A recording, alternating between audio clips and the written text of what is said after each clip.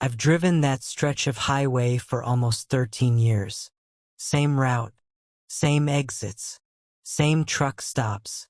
When you drive a road long enough, it becomes muscle memory. You don't think about the curves, your hands just move. You don't look for signs, you already know where they are. That's why what happened that night still bothers me. Because I know that road. And what I saw shouldn't have been there. The storm started as light rain just after 10 p.m. Nothing unusual. The forecast had warned about showers moving through the area. I'd driven through worse. But about an hour into the trip, the sky changed. The rain didn't just get heavier, it got aggressive.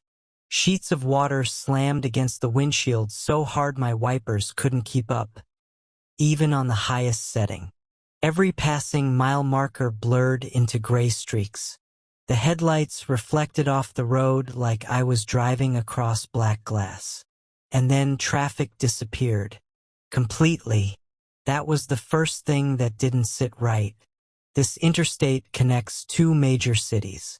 Even at night, there are always a few cars. A couple of truckers. Someone speeding through. But for nearly 20 minutes, it was just me. No headlights ahead. No taillights behind. Just rain. And darkness. The exit I didn't remember. Around midnight, I saw a sign through the downpour. Gas, food, 24 hours, next exit. I frowned. I didn't remember a gas station at the next exit. I've taken that route dozens of times. I know where the big chain stations are. I know which ones have decent parking and which ones fill up fast. But maybe it was new. Businesses pop up fast along busy highways. The next sign confirmed it. Exit 214, fuel, open 24 hours. Exit 214. That number felt unfamiliar. Still, I was getting tired. The storm was getting worse. And I figured it wouldn't hurt to stretch my legs and grab coffee until visibility improved. So I took the exit. That's when the feeling started. Something was off. The ramp curved sharper than I remembered. No streetlights, no other businesses, just trees on both sides and one faint green glow in the distance. As I got closer, I saw the gas station canopy. It looked old, not abandoned, just outdated. The logo didn't ring a bell. The paint was faded. The fluorescent lights buzzed loudly under the canopy. There were only two pumps. No other vehicles.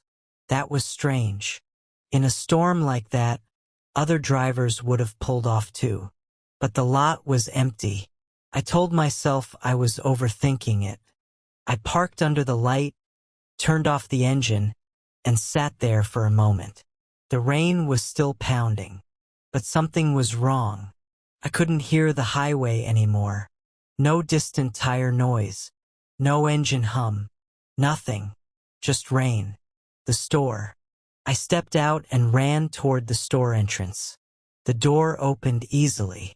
No bell chimed. Inside, the air smelled stale, like dust and something metallic underneath.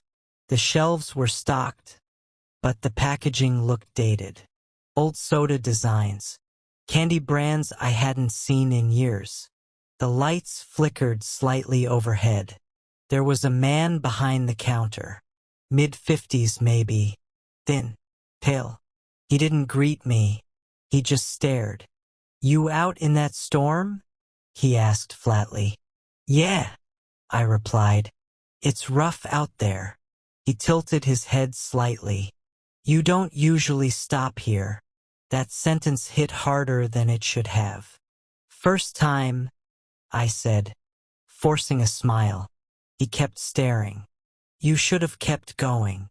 The lights flickered again. For a split second, I thought I saw movement in the back of the store, like someone stepping between aisles. But when I looked directly, nothing was there. The other driver. I grabbed a bottle of water and walked to the counter.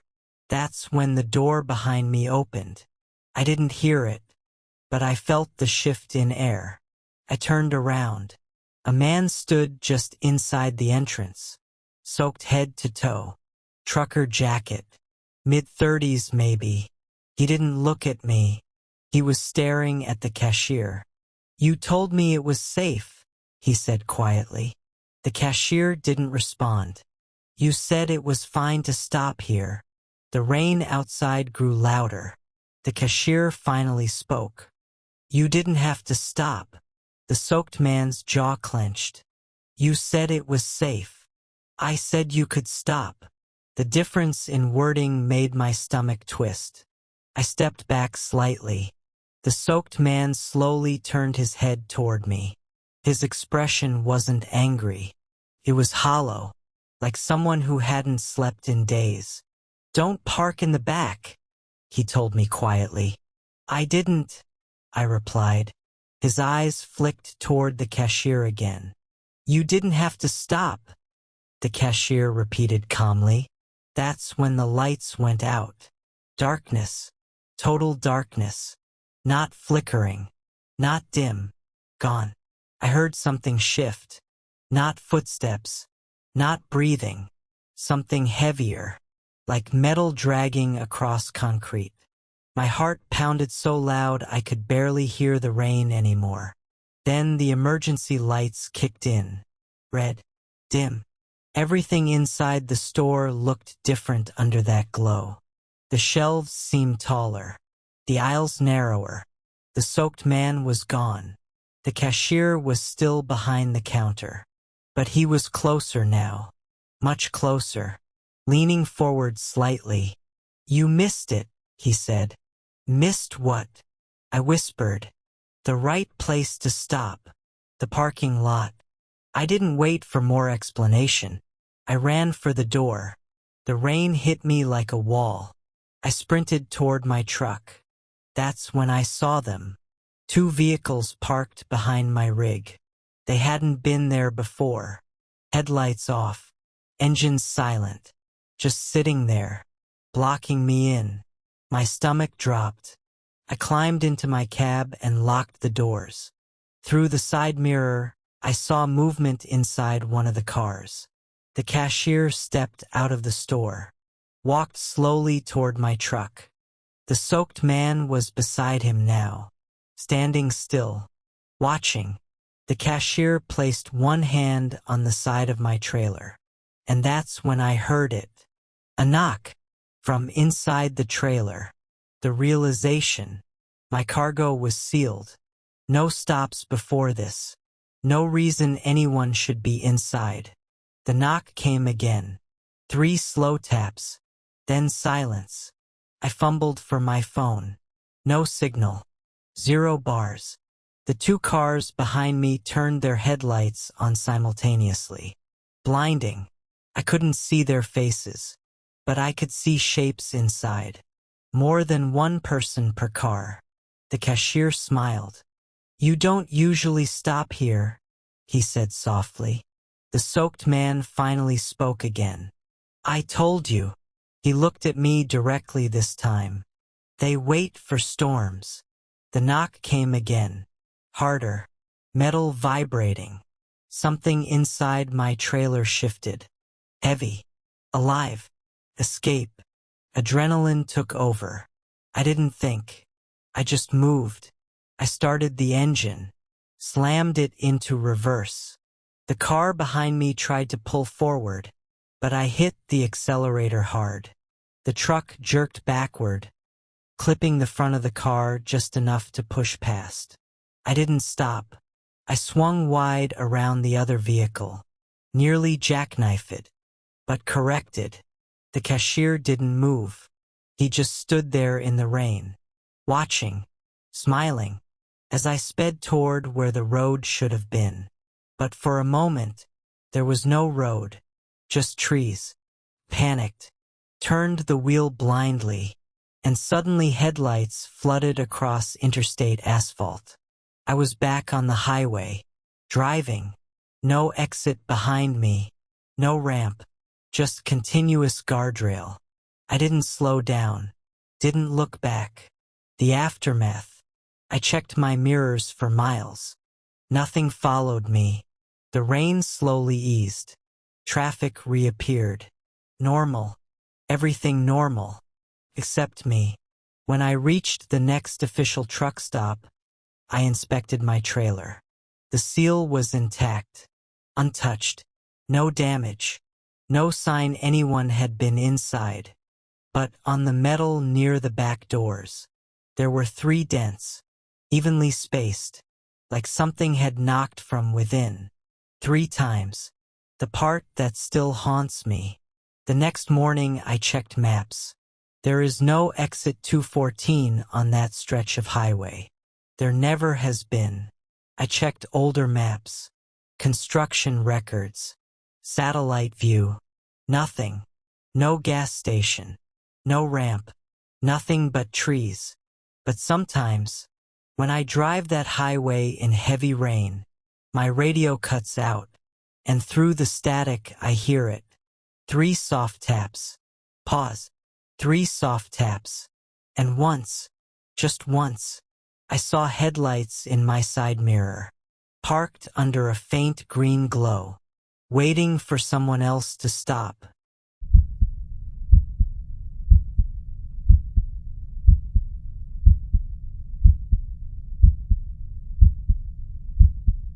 I've been driving trucks for almost 9 years.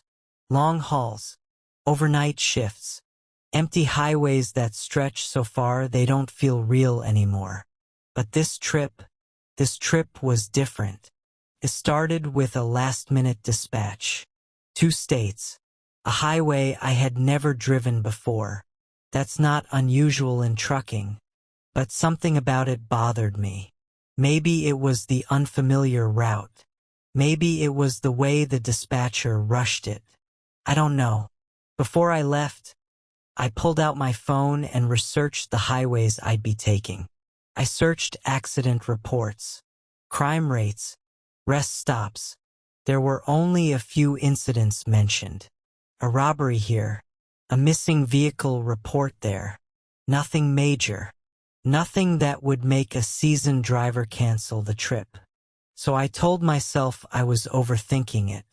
The first 2 hours. The trip started normally. Music playing low. Podcast in the background. The steady hum of 18 wheels against asphalt. 2 hours passed without anything unusual. No strange vehicles. No weird traffic patterns. Just long stretches of dark highway. But the night was heavy. The kind of dark that feels thicker than it should. And I was getting tired. I decided I'd stop at the next rest area. The safe stop. I checked my phone again. Searched. Safe truck stops near me. One location popped up about 12 miles ahead. Reviews were normal. Truckers said it was quiet. Decent lighting. When I pulled in, I saw 2 police cars parked near the entrance. That made me feel better. Good, I thought. They patrol here. I parked under a light, turned the engine off, stepped outside for some fresh air. That's when I met him. The stranger. He came out of the shadows near the vending machines. Mid-40s. Beard. Work jacket. Looked like a trucker. "You ain't from around here, are you?" he asked. I laughed. "That obvious?" He didn't smile. "You shouldn't park here." That caught my attention. "What do you mean?" He stepped closer. "Cars been circling this stop lately. Not safe for out-of-state trucks. You're better off going to the next rest area. I'm heading there now. You can follow me." Something about the way he said it felt rehearsed. But I looked around. The police cars were gone. I hadn't even noticed them leave. And suddenly the parking lot felt emptier. Quieter. Too quiet. Against my better judgment, I followed him. Into the woods. The next rest stop wasn't a rest stop. It was a narrow road off the highway, surrounded by thick, dark woods. No lights, no signs, just trees. He turned on his hazard lights and slowed down. I hesitated, but I didn't want to look paranoid. So I pulled in behind him. He parked near a clearing. Got out. "This is where I park," he said casually. "Safe spot. No one bothers you out here." He walked back to his truck like nothing was wrong, climbed inside, closed the door, and turned off his lights. That's when I noticed something. Headlights. Behind me, 2 cars slowly rolled in from the road we just left.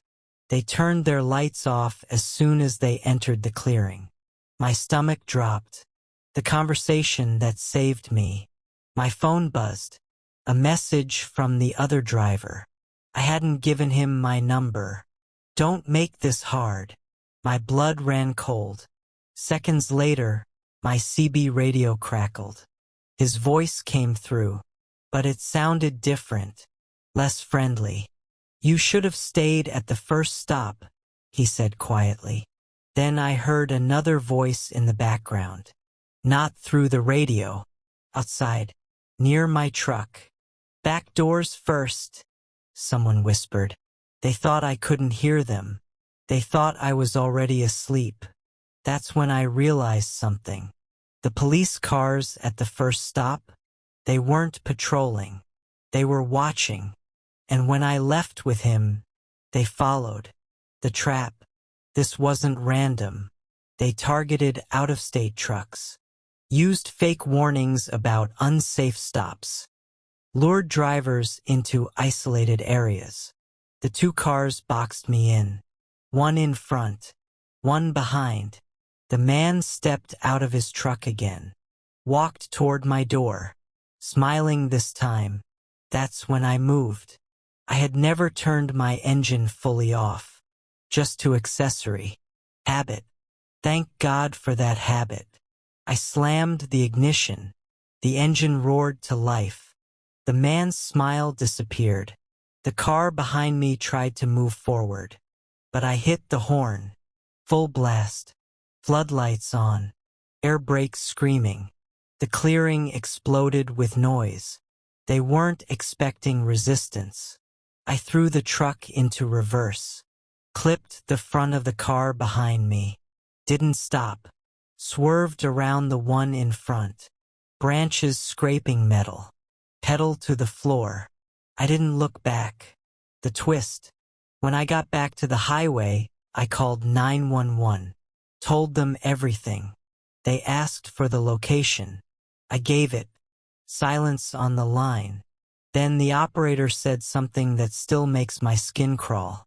"Sir, there is no registered rest area or access road where you're describing." I argued. "I just came from there." She repeated herself.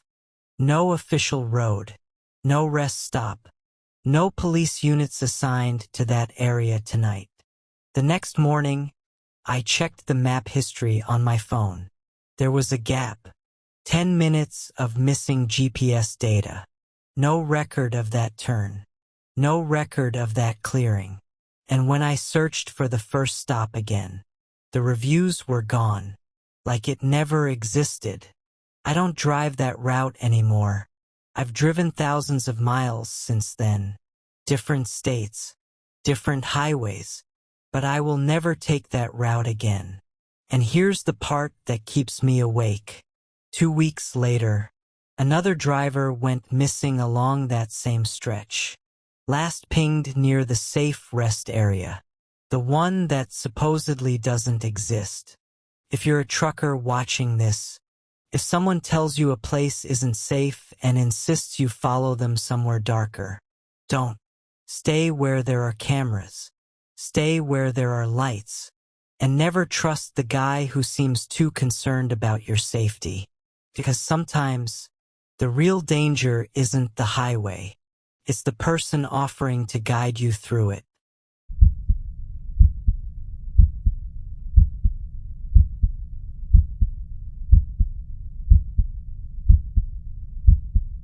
I've driven through storms before. Real storms. The kind that shake your mirrors and make your wipers feel useless. After 10 years of hauling freight across state lines, you learn not to panic when the weather turns bad. You slow down, stay alert, and keep moving. But that night was different. I was about 3 hours into a late run, hauling equipment to a rural construction site I'd delivered to once before. The main highway was fine at first. Light rain, manageable wind, nothing unusual. The forecast had warned about thunderstorms rolling in after midnight, but I figured I'd be close to my destination by then. I was wrong. The rain didn't gradually get heavier. It slammed down all at once. One moment I could see the taillights of a car half a mile ahead of me, and the next everything disappeared behind a solid wall of water. The sound on the cab roof turned from tapping to pounding. Thunder cracked so sharply overhead that it rattled the steering column beneath my hands. Visibility dropped to almost nothing. The highway reflectors were barely visible through the sheets of rain. I slowed to well under the speed limit and focused on keeping the trailer steady. The wind started pushing from the side, nudging the trailer just enough to make me tighten my grip on the wheel. About 20 minutes later, I saw my exit approaching. It was a small reflective sign, easy to miss even in clear weather. The road I needed wasn't paved. It was a 6-mile gravel stretch that cut through woods and farmland before reaching the equipment yard. I had taken it once before in daylight. It was rough but manageable. Turning onto it in the middle of a thunderstorm was something else entirely. The moment my tires left the asphalt, I felt the difference. Gravel shifted under the weight of the truck. The steering felt loose, less predictable. Water was already pooling in the tire grooves. My headlights illuminated thick curtains of rain and endless rows of trees on both sides. There were no houses, no streetlights, no signs of life, just forest. Thunder boomed again, and lightning split the sky, briefly lighting up the entire stretch of road ahead. In that white flash, I saw how quickly the gravel was turning to mud. The surface was already soft, rutted from previous vehicles. The rain was filling every dip and hollow. I eased forward slowly, trying not to spin the tires. The trailer swayed slightly behind me when I hit deeper patches. Every correction had to be careful. One wrong turn of the wheel and I could jackknife or sink deep enough to get stuck. About 2 miles in, the road dipped downhill. I stopped at the top of it and squinted through the windshield. Lightning flashed again, and what I saw made my stomach tighten. The bottom of the slope was flooded. Not just puddles. A wide stretch of standing water covering the entire width of the road. I had no idea how deep it was. If I drove down and lost traction, I'd be stuck for hours. Maybe longer. There was no cell service. I'd already checked. The rain wasn't slowing down. It was getting worse. I decided to stop and wait it out. There was a slightly wider patch of ground just off to the right, likely used occasionally by farm vehicles. I carefully maneuvered the truck onto it, trying not to dig the tires too deep. Once I was positioned, I set the parking brake and shut off the headlights. The darkness that followed felt heavier than the rain. Inside the cab, the only light came from the dashboard glow. Outside, it was pitch black except when lightning flashed. Each flash revealed the trees standing like tall, silent figures surrounding the road. I turned off the engine to conserve fuel and just listened to the storm. That's when I heard another engine.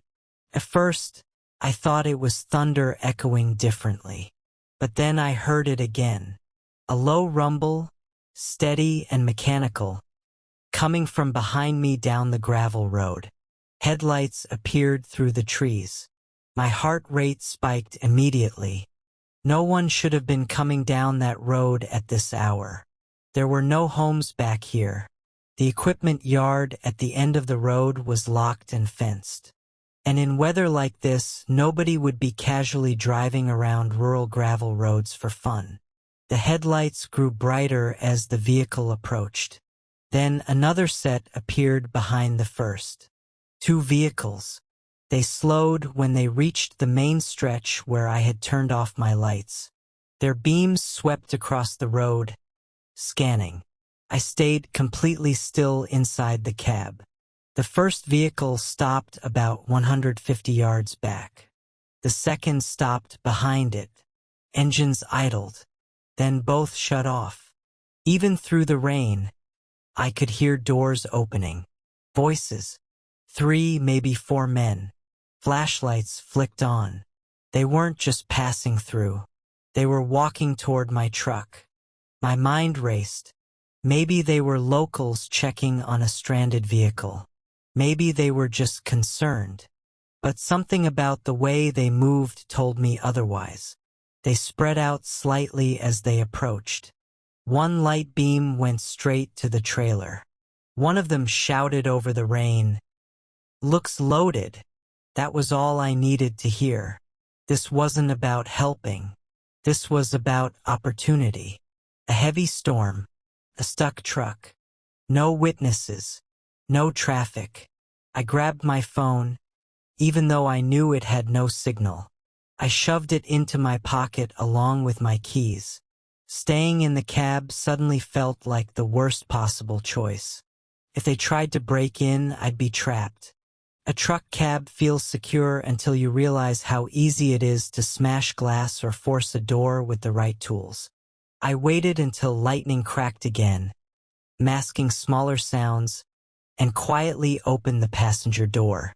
The rain was so loud against the trees that it covered the noise of me climbing down. The mud swallowed my boots instantly. I didn't hesitate. I ran into the woods on the opposite side from where the men were approaching. Branches scraped against my jacket. Wet leaves slapped against my face. I stumbled twice in the darkness but kept moving until I felt far enough that the truck's outline was barely visible through the trees. Then I dropped low behind a fallen log and turned back toward the road. Through the rain and flashes of lightning, I could see them clearly now. 3 men. Dark jackets with hoods up.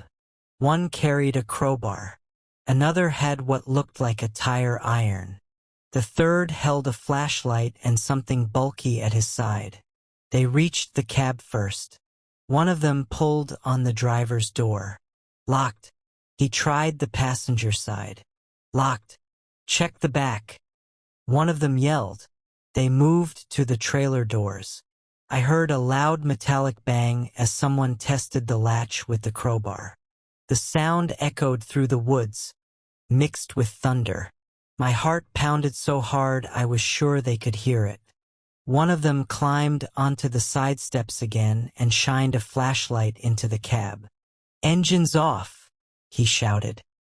"He ain't here." Another voice replied, "He's around. Nobody leaves a rig like this." That sentence chilled me more than the rain.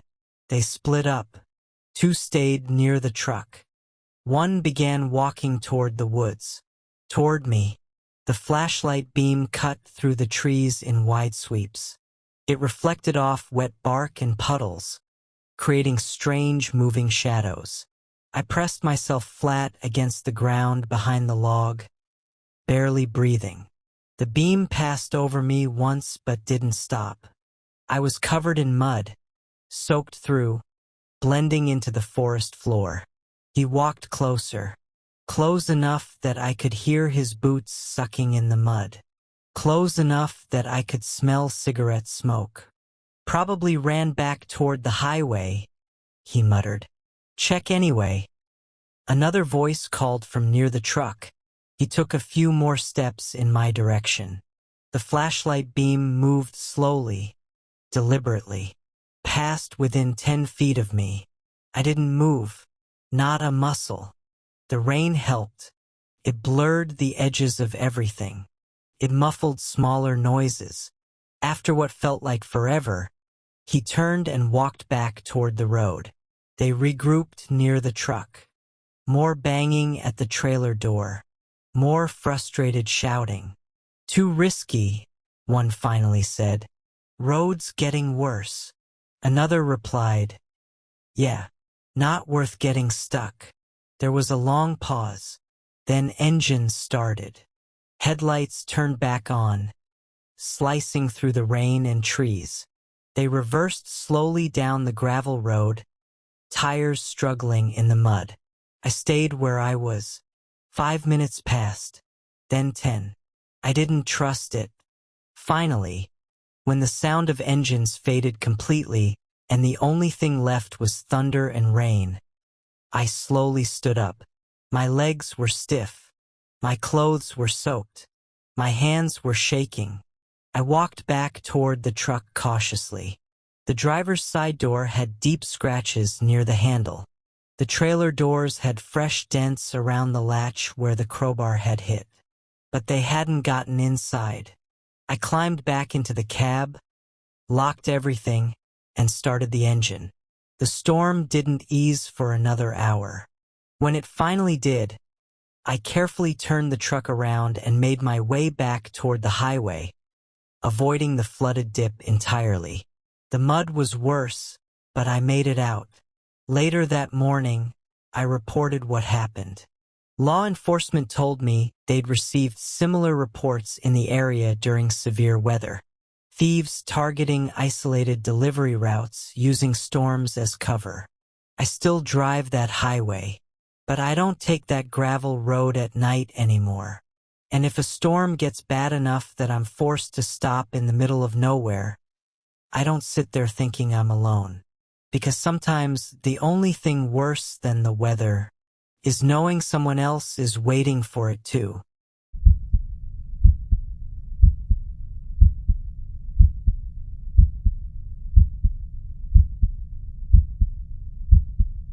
It was my first time taking that route. Dispatch told me it would save almost 3 hours cutting through a rural connector road before reaching the main highway that led back north. I didn't question it. I probably should have. I've been driving long haul for 8 years, mostly across border states. I knew which areas to avoid, which stops were safe, which roads were well-traveled even at night. But this road? I had never taken it before. The storm started just after I crossed into the rural stretch. At first it was manageable. Light rain tapping the windshield, distant thunder rolling across the hills. Then, like someone flipped a switch, the sky opened up. The rain didn't fall. It attacked. Wipers on full speed couldn't keep up. Water pooled across the asphalt, and the shoulder disappeared into black mud. Lightning flashed so bright it made the desert brush and scattered trees look skeletal for a split second before everything went pitch black again. I was supposed to take a gravel connector road about 15 miles ahead. When I saw the small reflective sign through the rain, I almost missed it. It wasn't well marked. Just a thin metal pole and a half-faded arrow pointing right. I slowed and turned. The moment my tires left pavement, I felt the difference. Gravel shifted beneath the weight of the rig. The trailer swayed slightly as the tires sank into wet, loose rock. The road narrowed fast. No lines, no reflectors, no lighting, just a single muddy path cutting through dark land. And there were no houses, no ranch lights in the distance. Nothing. The rain intensified, turning the gravel into thick sludge within minutes. I gripped the wheel carefully, trying to maintain steady speed without spinning the tires. That's when I realized something else. There were no other tire tracks. Not fresh ones. Not old ones. Just mine. For a road that was supposed to be a connector, that didn't sit right. Thunder cracked so loud overhead that it shook the cab. Lightning lit up the area around me, and in that flash I saw something up ahead. Headlights, parked sideways across part of the road. My stomach dropped. I slowed instinctively. Two pickup trucks were sitting about a quarter-mile ahead, partially blocking the narrow path. Their headlights were on, engines running, rain pouring over their hoods. I told myself maybe they were stuck. Maybe they needed help. But as I got closer, I saw movement. 3 men standing near the trucks, watching me approach. They weren't waving for help. They weren't signaling anything. They were just standing there. And none of them moved out of the way. That's when survival instinct kicked in. This wasn't random. This road wasn't busy. It was isolated. And I had just driven straight into something I didn't understand. I stopped about 100 yards back, left the engine running. Rain hammered down so hard I could barely see them clearly. But lightning flashed again, and I caught enough detail to know this wasn't a breakdown situation. One of them had something slung across his chest. Long, dark, not a tool, not farming equipment. A rifle. My hands went cold on the steering wheel. Mexico's rural roads can be unpredictable. I'd heard stories. Entire stretches controlled by cartel groups. Unofficial checkpoints. Tolls you didn't agree to but had to pay. But this was my first time ever seeing anything like this with my own eyes. One of the men raised a hand. Not waving. Signaling. For me to move forward. Slowly. The trucks ahead adjusted slightly, tightening the gap so there was barely room to pass between them. That wasn't a courtesy. That was a funnel. My heart started pounding so hard I could feel it in my throat. If I drove forward, they could box me in from behind. If I reversed, I risked sliding into mud and getting stuck. Lightning cracked again, closer this time. The thunder was immediate. They started walking toward me. That's when I made a decision that could have gone very wrong. Instead of inching forward, I threw the truck into reverse. The trailer fishtailed immediately on the mud. The tires struggled for traction. My headlights caught their movement. They weren't expecting that. One of them ran toward the passenger side of my truck. Another jumped into one of the pickups. Engines roared. I didn't try to go fast. I tried to go controlled. Spinning out would have ended it right there. The truck crawled backward down the muddy road. The rain worked against me, but it also worked against them. Their pickup tried to reposition to follow me, but the gravel had turned into thick sludge. I saw one of their rear tires spin wildly in place. For a second, I thought I might make it. Then headlights appeared behind me. Another vehicle, coming from the direction I had just driven from. My chest tightened. They had someone positioned behind the curve of the road. It was a setup. First truck blocks the front. Second closes from behind. And I had driven right into it. The vehicle behind me accelerated, trying to cut off my reverse path. I had seconds to decide. The shoulder to my right wasn't really a shoulder. It was uneven desert brush and mud. I cranked the wheel hard and took the truck off the road. The trailer slid sideways. For a terrifying second, I thought I'd tip. But it held. The tires dug deep, throwing mud everywhere. The engine roared as I forced it forward at an angle through brush and loose dirt, bypassing the narrow road entirely. The truck behind me tried to follow, but their smaller vehicle struggled with the terrain. They weren't built for hauling weight through thick mud like an 18-wheeler with torque behind it. I didn't look back much after that. I just focused on finding the faint outline of the original gravel road and getting back toward the main highway. The rain helped me.